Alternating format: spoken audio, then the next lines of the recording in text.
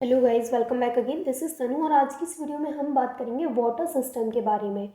तो ये जो वाटर सिस्टम होता है ये वन कंपोनेंट सिस्टम है। देखिए, लास्ट वीडियो में मैंने आपको बताया था टू कंपोनेंट सिस्टम, तो वहाँ मैंने आपको जो एग्जांपल दिया था जिसमें मैंने वाटर एंड सॉल्ट का एग्जांपल दिया था, यानी कि एक हमारे पास कंटेनर था जिसमें वाटर एंड सॉल्ट था। तो मैंने आपको बताया था कि वहाँ पर टू कंपोनेंट्स थे।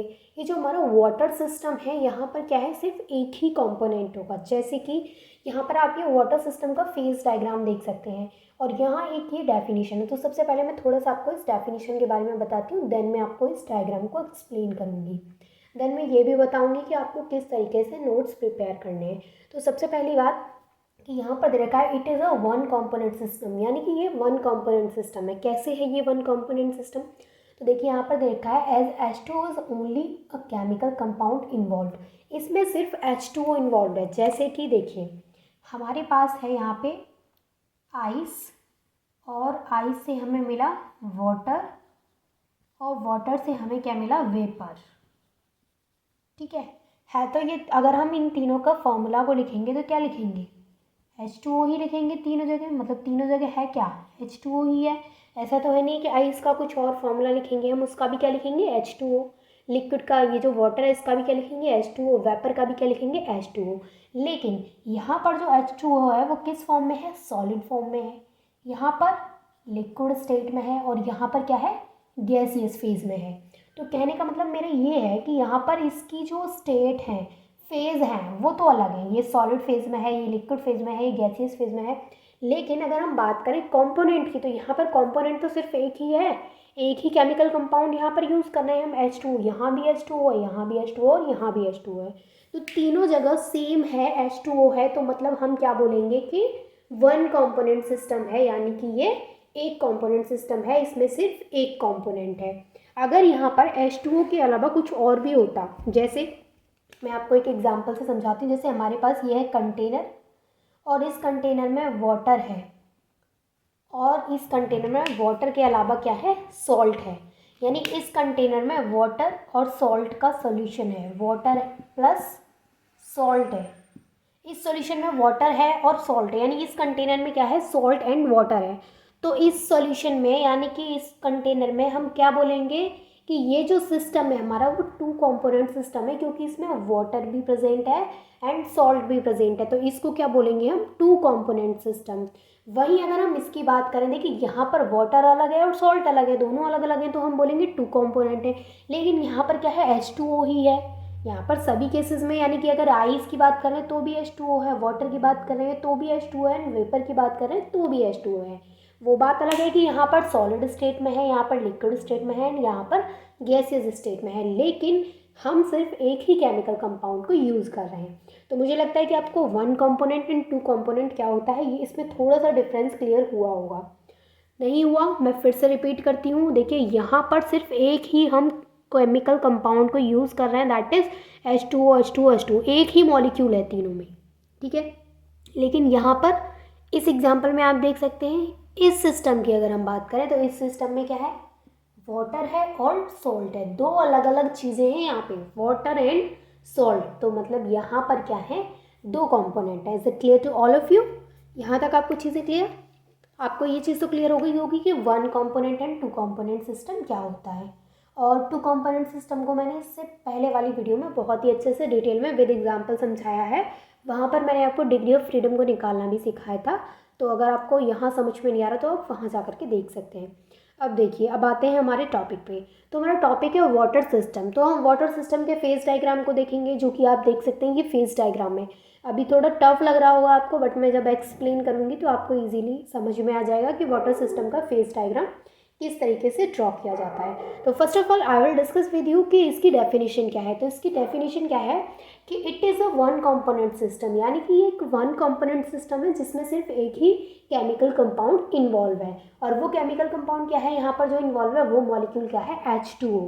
ठीक है। Water exist in three possible phases. जैसे मैंने आपको बताया कि यहाँ पर तीनों का जो फॉर्मूला है, तीनों का जो केमिकल कंपाउंड है वो क्या है, एक ही है, H2O है। लेकिन जो H2O है वो थ्री अलग अलग फेजेस में यहाँ पर प्रेजेंट है। यानी जो वाटर होता है वो 3 अलग अलग फेजेस में एग्जिस्ट कर सकता है, सॉलिड, लिक्विड एंड वेपर। यानी कि सॉलिड में मतलब आइस, वाटर, एंड वाटर में मतलब लिक्विड हो गया और वेपर में मतलब गैस हो गया। तो यहाँ पर ये बोला जा रहा है कि water exist in 3 possible phases. जो वाटर है वो 3 पॉसिबल फेजेस में एग्जिस्ट करता है। कौन कौन सी फेजेस हैं वो? सॉलिड है वो, लिक्विड है वो एंड वेपर है वो। यहाँ तक चीज़ें क्लियर।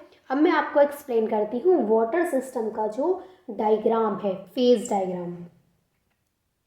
उसके लिए मैं सबसे पहले आपको इस डायग्राम को थोड़ा सा समझाती हूँ। देखिए यहाँ पर ये जो मैंने नोट किया है ये है टेम्परेचर, और ये जो मैंने नोट किया है ऊपर ये है प्रेशर।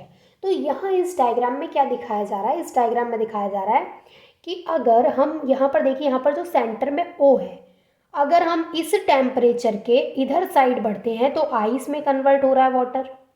वाटर किस में कन्वर्ट हो रहा है? आइस में कन्वर्ट हो रहा है। और अगर हम इस टेम्परेचर के इधर साइड बढ़ते हैं तो जो वाटर है वो यहाँ पर वेपर में कन्वर्ट हो रहा है। और जो बीच में है हमारा वो क्या है? वो मेल्टिंग पॉइंट है। यानी यहाँ पर जो है वो मेल्टिंग पॉइंट है, और इससे आगे जाने पर वेपर में कन्वर्ट हो जाएगा, और इससे पीछे आने पर वो सब्लिमेशन यानी कि वो आइस में कन्वर्ट हो जाएगा। अब मैं आपको इसको बहुत अच्छे से क्लियर कराऊंगी। पहले मैं ये डेफिनेशन यहाँ से इरेज करती हूँ, ठीक है। अब हम इसको एग्जाम्पल की हेल्प से और बहुत ही अच्छे तरीके से क्लियर करेंगे कि क्या होता है। तो सबसे पहले मैं आपको बताऊंगी यहाँ पर कि हम इसके फेज डायग्राम को अब एक्सप्लेन करेंगे।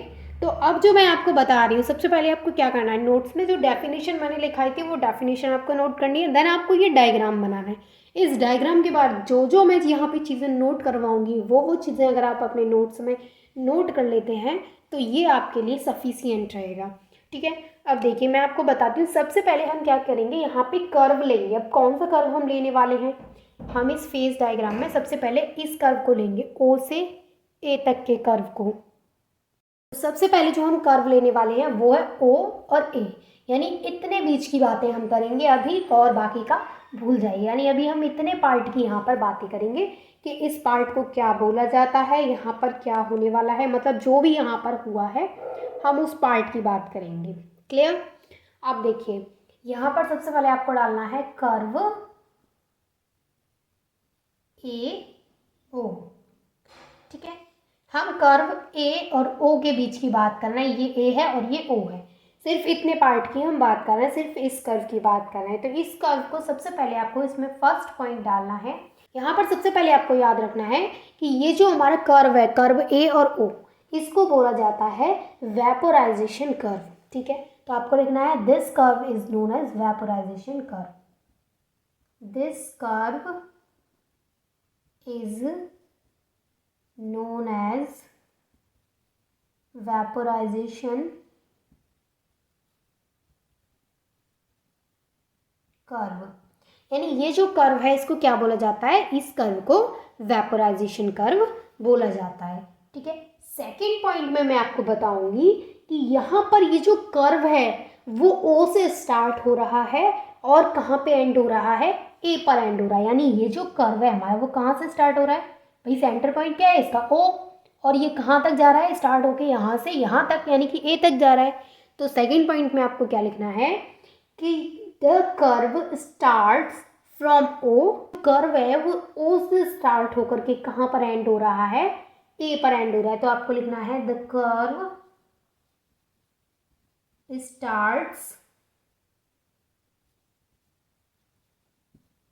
starts from O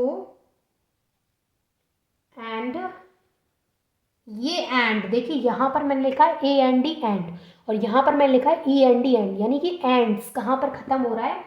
ends at ए। यानी ये जो कर्व है वो ओ से स्टार्ट होकर के और ए पर एंड हो रहा है। दोनों पॉइंट क्लियर? फर्स्ट पॉइंट इसको वेपोराइजेशन कर्व बोला जाता है। सेकेंड पॉइंट ये ओ से स्टार्ट होकर के ए पर खत्म हो रहा है। थर्ड पॉइंट है कि ये वाटर एंड वेपर के बीच के इक्विलिब्रियम को शो करता है। ये जो कर्व है ए और ओ के बीच का, थर्ड पॉइंट डालना है, ये क्या करता है? ये वाटर एंड वेपर के बीच के इक्विलिब्रियम को शो करता है। तो ये क्या करता है? Show equilibrium between water and vapour, यानी वाटर एंड वेपर के बीच के इक्विलिब्रियम को शो करता है ये कर्व। तो ये चीज़ क्लियर है आपको। फर्स्ट कर्व में आपको सिर्फ ये 3 पॉइंट्स लिखने हैं और फटाफट से नोट कर लीजिए, देन मैं नेक्स्ट आपको समझाती हूँ। अब मैं आपको बताऊंगी क्रिटिकल पॉइंट के बारे में। देखिए क्रिटिकल पॉइंट क्या होता है, अभी मैं एक्सप्लेन करूँगी आपको तो क्लियर हो जाएगा कि क्रिटिकल ये प्रेशर है और ये टेम्परेचर, ये चीज़ क्लियर। और आपको ये चीज़ क्लियर हो गई, ये कर्व ओ और ए के हमें 3 पॉइंट्स नोट करने हैं और क्या क्या नोट करने हैं I have already discussed with you. ठीक है, अब मैं आपको बताऊंगी क्रिटिकल पॉइंट क्या होता है।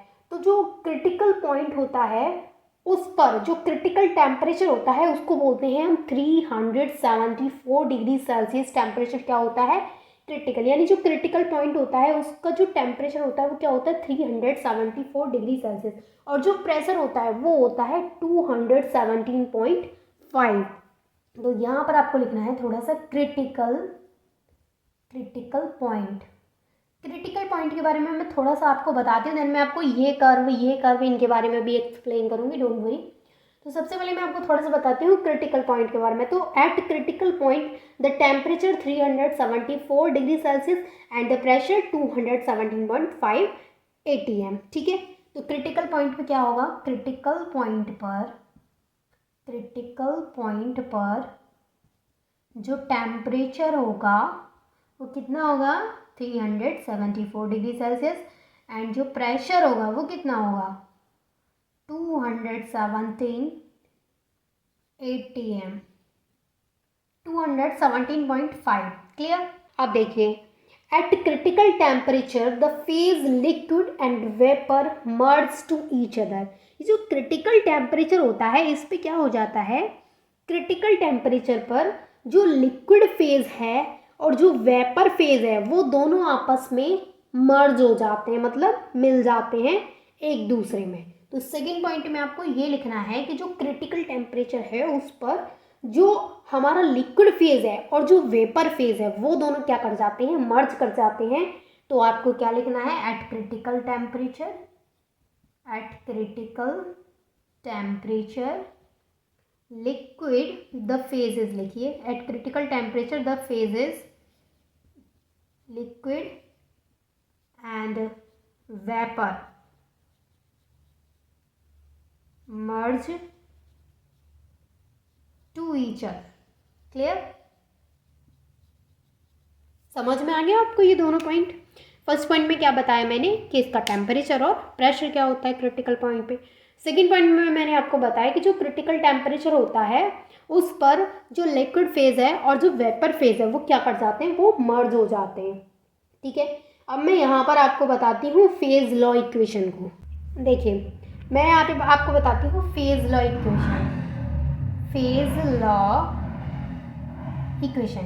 इक्वेशन क्या होती है। अब मैंने आपको फेज लॉ पढ़ाया था तो वहाँ मैंने आपको बताया था फेज लॉ क्या था, F = C - P + 2। देखिए अगर आप शुरू से वीडियोस देखते हुए आ रहे हैं तो आपको कॉन्सेप्ट सारे क्लियर होंगे। यहाँ पर जो F होता है वो डिग्री ऑफ फ्रीडम होता है, C कंपोनेंट्स होते हैं, P फेजेस होते हैं। और देखिए phases, components and degree of freedom इन तीनों के ऊपर सेपरेट वीडियो है। फेज क्या होता है ये भी मैंने बताया है, कंपोनेंट्स क्या होते हैं ये भी एक वीडियो में बताया है, और डिग्री ऑफ फ्रीडम क्या होती है ये भी एक वीडियो में बताया है। ज़्यादा बड़ी वीडियोस नहीं है, आप जा करके इजीली चेक कर सकते हैं। अब देखिए यहाँ पर क्या है कि यहाँ पर मैंने आपको बताया कि ये तो डिग्री ऑफ फ्रीडम है, ये कंपोनेंट है और ये फेज है। ठीक है, और ये क्या है, ये एक फेज लॉ इक्वेशन है। यहाँ पर कंपोनेंट कितने, तो मैंने अभी आपको बताया था कि वाटर सिस्टम में सिर्फ कितना कंपोनेंट है, ये 1 कंपोनेंट सिस्टम में, यानी यहाँ पर सिर्फ H2O जो केमिकल कंपाउंड है, जो मॉलिक्यूल है वही इन्वॉल्व है। तो यहाँ पर कंपोनेंट कितना होगा, बताइए कंपोनेंट कितना होगा, 1 होगा, क्योंकि मैंने अभी आपको डेफिनेशन में भी लिखवाया था कि it is a 1 component system, लिखवाया था कि नहीं, तो क्लियर होगा आपको। तो यहाँ पर कितना है, ये हमारे पास 1 कंपोनेंट कितना होगा, 1 होगा।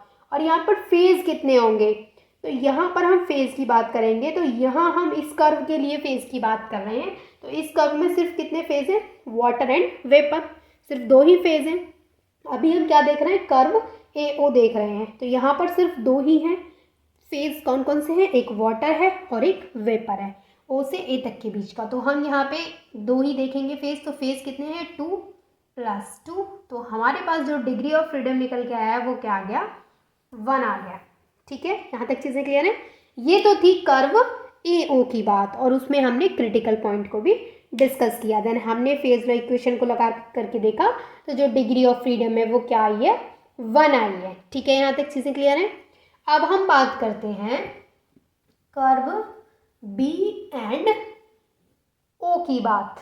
देखिए मैं यहाँ पर B लिखना भूल गई हूँ, यहाँ पर B आएगा। ठीक है, कर्व O और B की बात करते हैं हम। अभी तक हमने कर्व O और A की बात की थी। तो देखिए सबसे पहले कर्व, किस किस कर्व की बात कर रहे हैं हम, इस कर्व की, इसकी, इन दोनों के बीच की हम बातें करेंगे। तो O और B की बात करेंगे, OB कर्व की बात करेंगे। B है ये, OB कर्व की हम यहाँ पे बात करेंगे।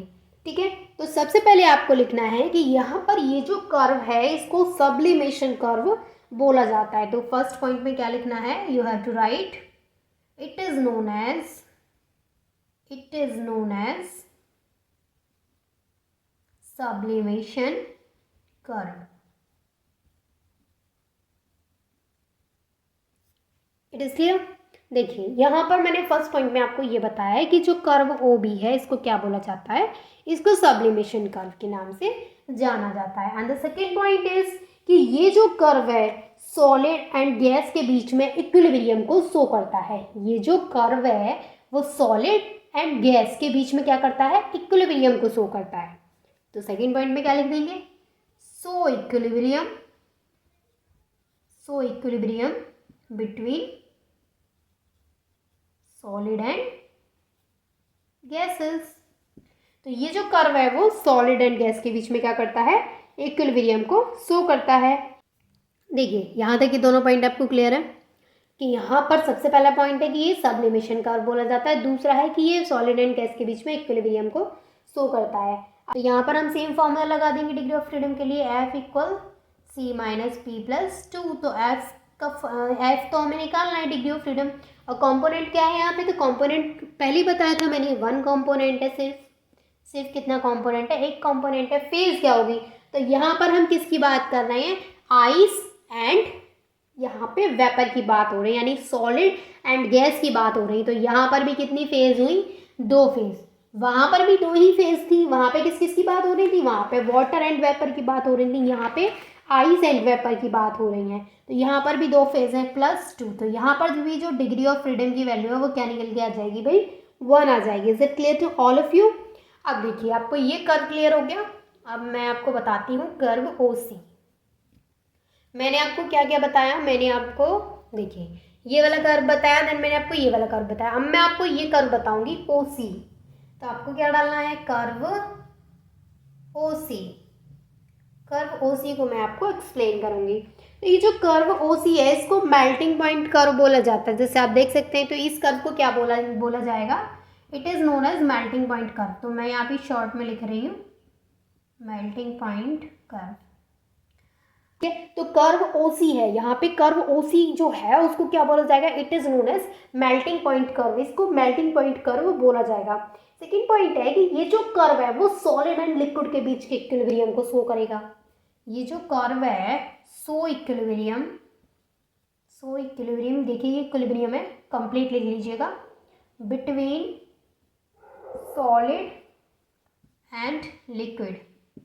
ये जो कर्व है वो सॉलिड एंड लिक्विड के बीच के इक्विलिब्रियम को शो करेगा। तो हम यहाँ पे फॉर्मूला लगाएंगे, तो क्या लगाएंगे, F = C - P+2। F = component 1 and यहाँ पे फेजेस कितने हैं, solid and liquid, 2 + 2। So the degree of freedom is 1। Clear. अब बात करते हैं कर्व OA'। जो इतना सा ये जो कर्व है, अब मैं इसकी बात करती हूँ। ठीक है, इसे इरेज कर देते हैं। देखिए अब हमें समझना है कर्व OA' के बारे में। तो अगर हम इस कर्व OA' की बात करें तो वाटर को बिना शेक किए केयरफुली कूल करेंगे तो वो लिक्विड स्टेट में ही रहेगा। इस कर्व की, हम कौन से कर्व की बात कर रहे हैं, देखिए हम कर्व OA' की बात कर रहे हैं, ये A' है। तो यहाँ पर अगर हम वाटर को बिना शेक किए, मतलब बिना उसको हिलाए, केयरफुली जब हम उसको कूल करेंगे तो वो लिक्विड स्टेट में ही रहता है, यानी विदाउट शेकिंग, विदाउट शेक। हम उसको बिना हिलाए केयरफुली जब कूल करेंगे तो वो लिक्विड स्टेट में ही रहेगा, लिक्विड स्टेट में ही रहेगा। यानी जब हम वाटर को बिना शेक किए केयरफुली कूल करेंगे तो वो किस स्टेट में रहेगा, लिक्विड स्टेट में ही रहेगा। लेकिन जब हम इस सुपर कूल्ड लिक्विड को, देखिए इसको ना सुपर कूल्ड लिक्विड बोला जाएगा, लेकिन जब हम इस सुपर कूल्ड लिक्विड को थोड़ा सा शेक कर देंगे, अगर हम इस सुपर कूल्ड लिक्विड को थोड़ा सा शेक कर देंगे तो ये तुरंत आइस यानी कि सॉलिड में कन्वर्ट हो जाता है। मेरे कहने का मतलब ये है कि मैं यहाँ पे जो सुपर कूल्ड लिक्विड की बात कर रही हूँ, जो वाटर की बात कर रही हूँ, उसको अगर हम हिलाएंगे नहीं और केयरफुली कूल करेंगे तो वो लिक्विड स्टेट में ही रहेगा। लेकिन जब हम उसको क्या कर देंगे, उसको शेक कर देंगे, थोड़ा सा भी अगर हम उसको शेक कर देंगे तो वो किस में कन्वर्ट हो जाएगा, वो आइस यानी कि सॉलिड में कन्वर्ट हो जाएगा। ठीक है। और जो ओ ए डैश और ये जो ओ ए डैश है और जो ओ बी है, ये दोनों आपस में मर्ज हो जाएंगे। ठीक है, समझ में आ गया। मैंने आपको क्या बताया ओ ए डैश में, कि जब हम इस लिक्विड को, जो वाटर है, उसको बिना शेक किए केयरफुली कूल करते हैं तो वो लिक्विड स्टेट में रहेगा। लेकिन जब उसको शेक कर देते हैं तो वो सॉलिड स्टेट में आ जाएगा, यानी कि आइस बन जाएगा। और जो ओ ए डैश हैं और जो ओ बी हैं, ये दोनों आपस में मर्ज हो जाएंगे, ये दोनों कर्व आपस में मर्ज हो जाएंगे। क्लियर हो गया। ठीक है, मैंने आपको इन कर्व्स के बारे में अच्छे से बता दिया। अब मैं आपको बताती हूँ ट्रिपल पॉइंट के बारे में। ट्रिपल पॉइंट क्या होता है, do you have any idea triple point के बारे में? ट्रिपल पॉइंट, आपको पता है कुछ ट्रिपल पॉइंट के बारे में? ट्रिपल पॉइंट क्या होता है? तो देखिए ट्रिपल पॉइंट क्या होता है, the three curves O A, O B and O C meet at a point O which is known as triple point. यहाँ पर आप देख रहे हैं तीन कर्व मिल रहे हैं, ओ A, O B and O सी, और बीच में सेंटर को हम क्या बोल रहे हैं, ओ। तो ये जो सेंटर है इसको हम क्या बोलेंगे, which is known as triple point. Triple point क्या है कि वहाँ पर थ्री कर्व्स मिल रहे हैं और बीच का जो सेंटर है वो क्या है, ओ। तो इसको हम क्या बोलेंगे, इसको बोलेंगे हम ट्रिपल पॉइंट। ठीक है, फर्स्ट पॉइंट में आप क्या लिखेंगे यहाँ पे, मैं बोल देती हूँ तो आप जल्दी जल्दी लिख लीजिए। मैं यहाँ पे ना शॉर्ट में लिख दूंगी। आप लिखेंगे the three curves O A, the three curves O A, O B and O C, the three curves O A, O B and O C meet at a point, meet at a point, एक point पर मिलते हैं। कौन से point पर मिलते हैं, ओ पर। ये जो पॉइंट है बीच वाला क्या है, ओ। तो the three curves O A, O B and O C meet at a point O, वो ओ पॉइंट पर मिलेंगे तो उस पॉइंट को हम क्या बोलेंगे, which is known as triple point. Triple point, देखिए मैंने ना शॉर्ट में लिख दिया है, तो मैंने जो बोला है आप वो लिखिएगा। ठीक है, यहाँ से जस्ट समझ लीजिए, मैंने शॉर्ट में आपको लिख के बता दिया है।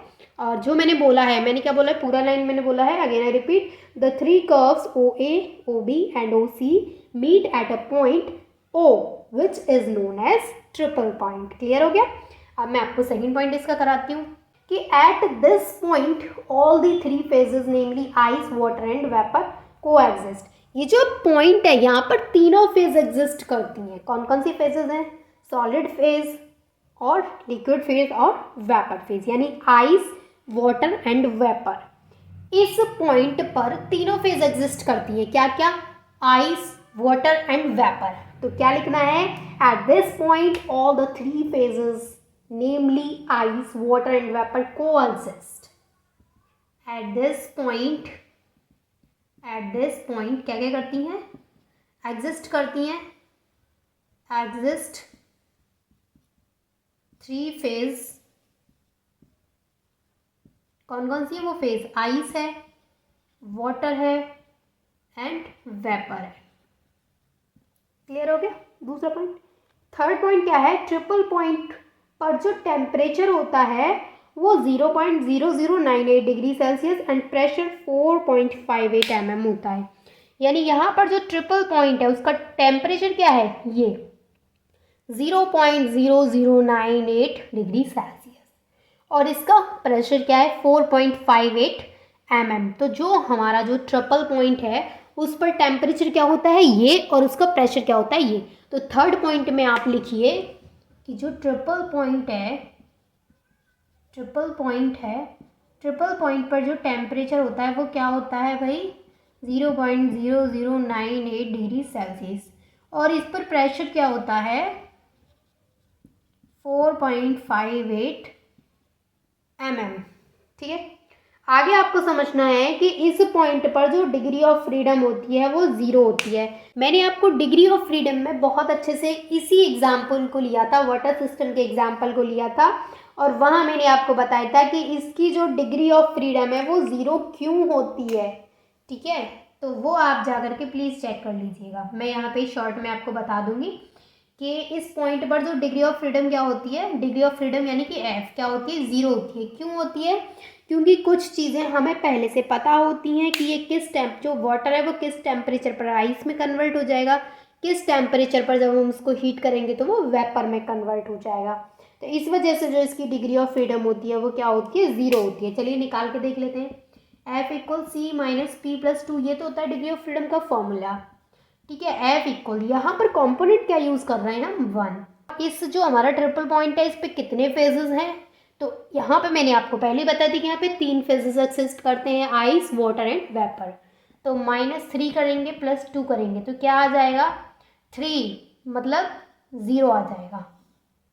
जो डिग्री ऑफ फ्रीडम है वो क्या आ जाएगी, 0 आ जाएगी। यहाँ पर जो हमारा जो ट्रिपल पॉइंट है इस पर अगर हम टेम्परेचर एंड प्रेशर को चेंज कर देते हैं तो यहाँ पर जो तीनों फेज हैं उनमें से कोई 2 फेज ही रह जाएंगी, यानी कोई एक फेज वहाँ से एंड हो जाएगी। मतलब मैंने क्या बोल दिया, मैंने क्या बोला है कि अगर हम इस पॉइंट ट्रिपल पॉइंट पर प्रेशर एंड टेम्परेचर में कोई चेंजिंग ले आते हैं, मैं लिख के ही बता देती हूँ आपको, ऐसे कम याद रहेगा। देखिए 5th पॉइंट में आपको लिखना है कि अगर हम इस पॉइंट पर टेम्परेचर या फिर प्रेशर में कोई चेंज ले आते हैं, टेम्परेचर या फिर प्रेशर में चेंजिंग कर देते हैं, तो यहाँ पर क्या होगा, 3 फेज में से कोई एक फेज क्या हो जाएगी, एंड हो जाएगी। एक फेज एंड हो जाएगी मतलब 2 ही फेज रह जाएंगी। थोड़ा सा आपको एरिया के बारे में और बताती हूँ, लास्ट मैं आपको एरिया के बारे में बताऊँगी, देन हम इस वीडियो को यहीं पे स्टॉप करेंगे क्योंकि टॉपिक भी हमारा कंप्लीट हो गया है। तो लास्ट में आपको बताऊंगी एरिया के बारे में। एरिया क्या होता है, इन फेज डायग्राम 3 एरियाज, यहाँ फेज डायग्राम में कितने एरिया है, 3 एरियाज हैं। कौन कौन से हैं, AOC, AOB एंड BOC। देखिए AOC, second AOB and third BOC, यानी ये वाला और ये वाला 3 एरियाज हैं। यहाँ पर जो AOC है वो क्या है, वाटर, जो यहाँ पर BOC है वो क्या है, आइस, जो यहाँ पर AOB है वो क्या है, वेपर। और अगर हम यहाँ पर डिग्री ऑफ फ्रीडम को कैलकुलेट करेंगे तो कैसे करेंगे, F equal C minus P plus 2। तो यहाँ पर हम क्या निकालेंगे, F निकालेंगे, तो कंपोनेंट कितना है, सिर्फ 1 है। फेज AOC की वाटर है मतलब 1 है, BOC की 1 है, AOB की 1 है, मतलब फेज 1 है प्लस 2। तो F इक्वल 3 माइनस 1 मतलब 2। डिग्री ऑफ फ्रीडम कितना निकल के आ गया, 2। तो यही था वाटर सिस्टम के बारे में, इतना सब कुछ लिख दीजिएगा, नोट्स आपके कंप्लीट हो गए हैं। तो मुझे लगता है आपको क्लियर हो गया होगा।